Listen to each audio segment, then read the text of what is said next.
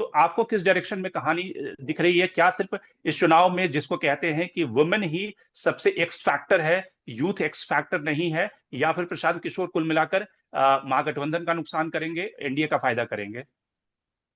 आपने दो तीन प्रश्नों को एक साथ रखा है। हम्म। पहले बार है कि ये जो इलेक्शन हो रहा है, ये जो फेज हो रहा है, लगभग उसमें 1.76 करोड़ महिलाएं वोटर हैं हम्म। इस पूरे दो 121 विधानसभा क्षेत्रों में। और पिछले अगर विधानसभा को आपने देखा होगा तो लगभग 166 क्षेत्र ऐसे थे जहां महिलाओं का पोलिंग परसेंटेज पुरुषों की अपेक्षा ज्यादा हुआ। हम्म।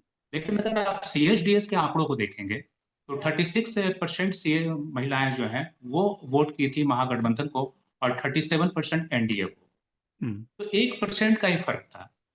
तो कई बार हम लोग ये सीधे निष्कर्ष पर पहुंच जाते हैं कि महिलाएं एक ऐसे वर्ग के रूप में सामने आ रही हैं जो कास्ट न्यूट्रल वोटिंग को अंजाम दे रही है। यह एक ऐसा वर्ग बन गया है जो कास्ट न्यूट्रल है, लेकिन पूरी तरह से ये सच्चाई नहीं है। हाँ, इस बार जो पूरे इलेक्शन में सबसे अधिक चर्चा चली वो डायरेक्ट कैश ट्रांसफर की।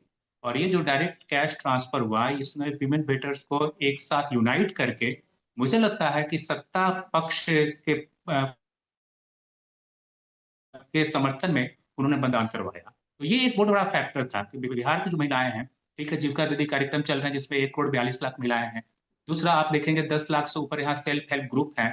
लेकिन उसके बाद भी बिना महिलाएं आर्थिक रूप से संपन्न नहीं हो पाई हैं।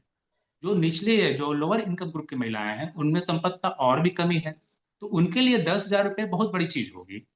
तो ये जो महिलाओं का अगर वोटिंग परसेंटेज बढ़ता है तो कहीं ये एंटी इनकम्बेंसी को शो नहीं कर रहा।